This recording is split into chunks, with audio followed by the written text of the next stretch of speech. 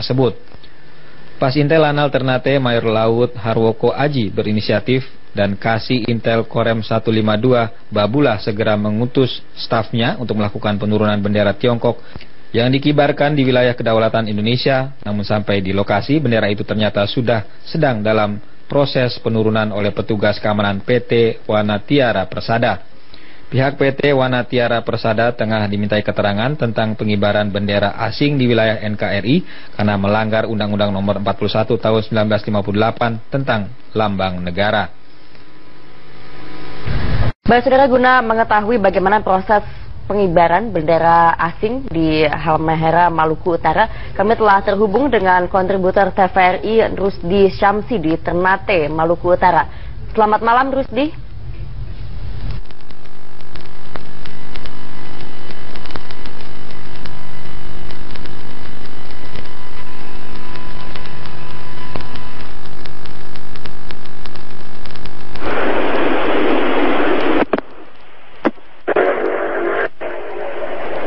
Malam.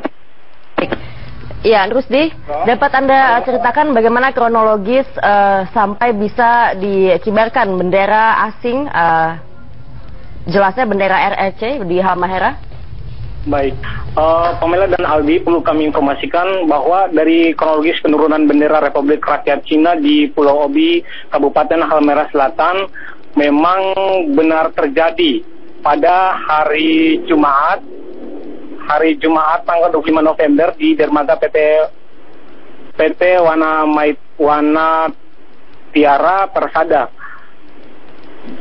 Pengibaran bendera Republik Rakyat Cina yang dikibarkan itu adalah ada dua lokasi, yaitu pertama di dermaga PT Wanatiara Persada dan satunya di lokasi perusahaan PT Wanatiara Persada yang saat itu bertepatan dengan peresmian pabrik smelter PT Wanatiara di Pulau Obi.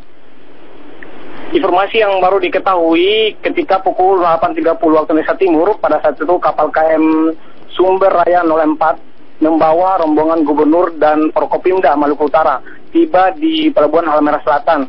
Saat itu ada bendera Republik Rakyat Cina yang dikibarkan di dermaga tersebut. Ketika itu seorang wartawan yang belum diketahui identitas yang pasti meminta agar bendera tersebut segera diturunkan karena bendera RRC itu dikibarkan sejajar dengan bendera Indonesia dan ukurannya bendera Republik Rakyat Cina itu lebih besar dari bendera Indonesia. Saat itu security tidak mau menurunkan dan bertahan bahwa bendera itu tetap dinaikkan sehingga sempat terjadi ketegangan antara security dengan wartawan. Melihat hal itu, pihak TNI langsung melakukan negosiasi kepada pihak perusahaan PT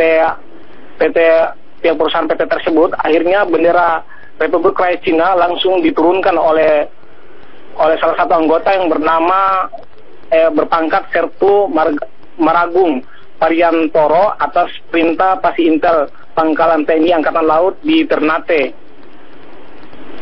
Harwoko Aji. Dan Harwoko Aji terlebih dahulu sebelum menurunkan bendera Republik Rakyat Cina ini, ia pun sudah komunikasi langsung dengan Komandan Lanal Kolonel Risaldi. Pamela dan Aldi. Kita memiliki Undang-Undang Nomor 41 Tahun 58 tentang lambang negara. Apakah kepolisian sudah memeriksa yang bersangkutan dan ada indikasi melanggar undang-undang tersebut, Rusdi? Baik, saat ini kami belum dapat informasi yang pasti tentang penyidikan lanjutan berkaitan dengan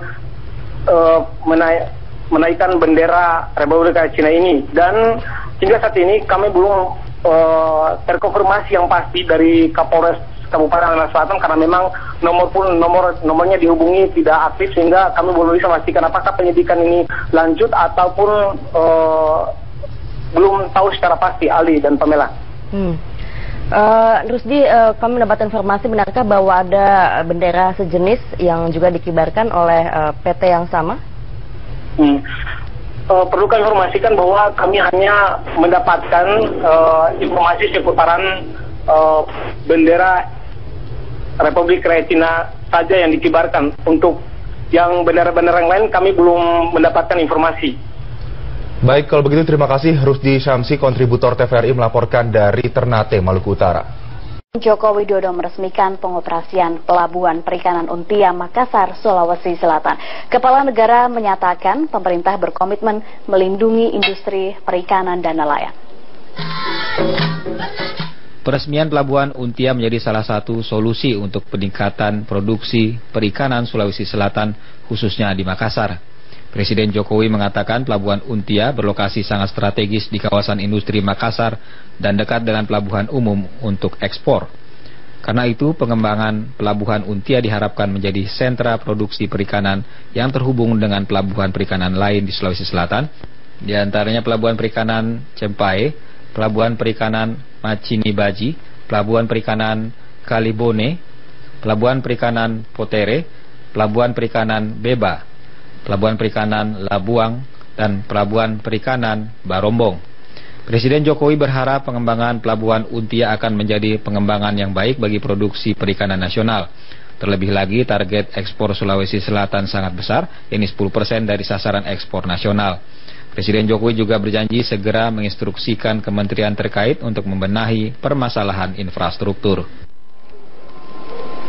Joko Widodo mengapresiasi partisipasi masyarakat dalam program Tax Amnesty atau pengampunan pajak tahap pertama.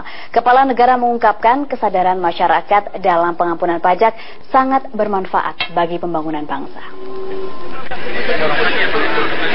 Program pengampunan pajak atau Tax Amnesty tahap pertama dinilai sukses dibanding sejumlah negara di dunia yang juga melaksanakan program ini.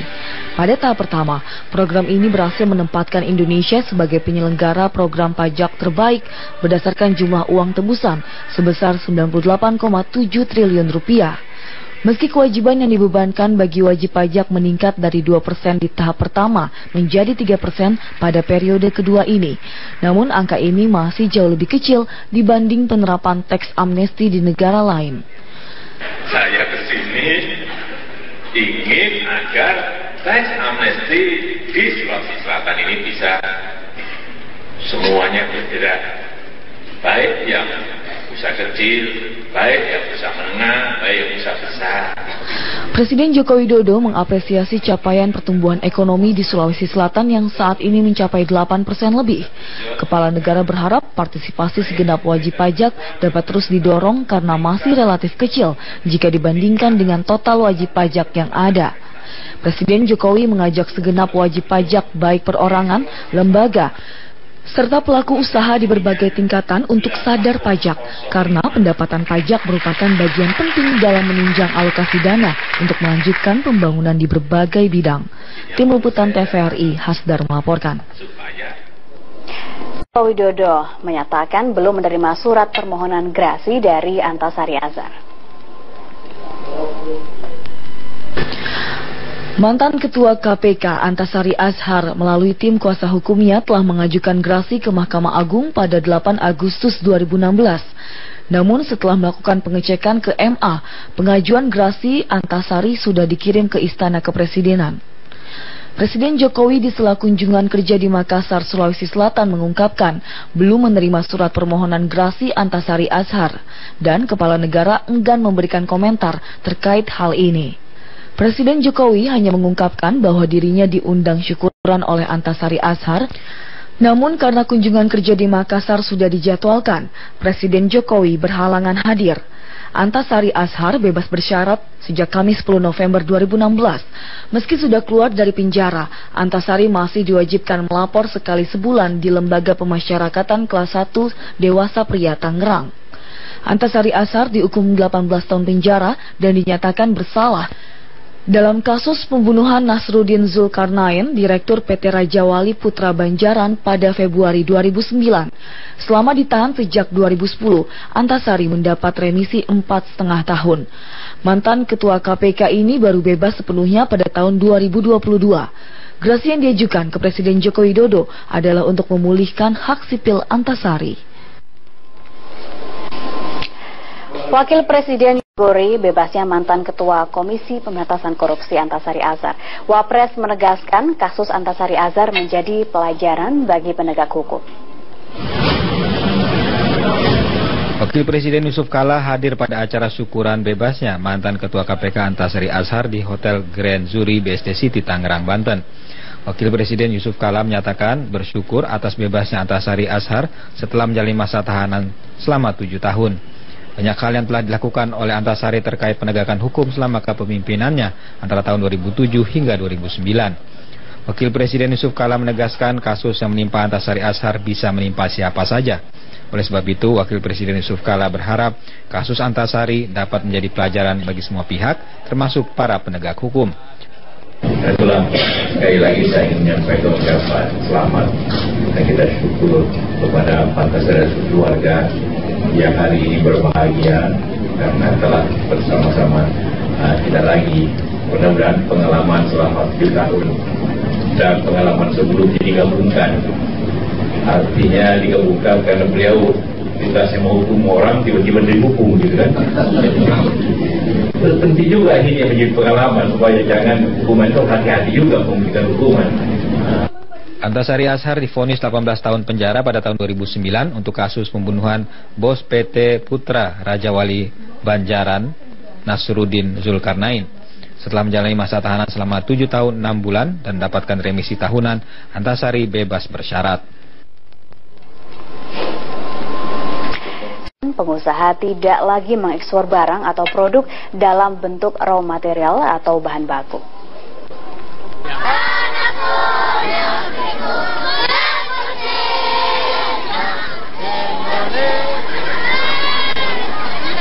Presiden Jokowi menginginkan barang yang diekspor sudah dalam bentuk barang setengah jadi atau barang jadi, selain untuk mendorong berkembangnya industri pengolahan di dalam negeri, juga untuk memberi nilai tambah sehingga meningkatkan nilai ekspor.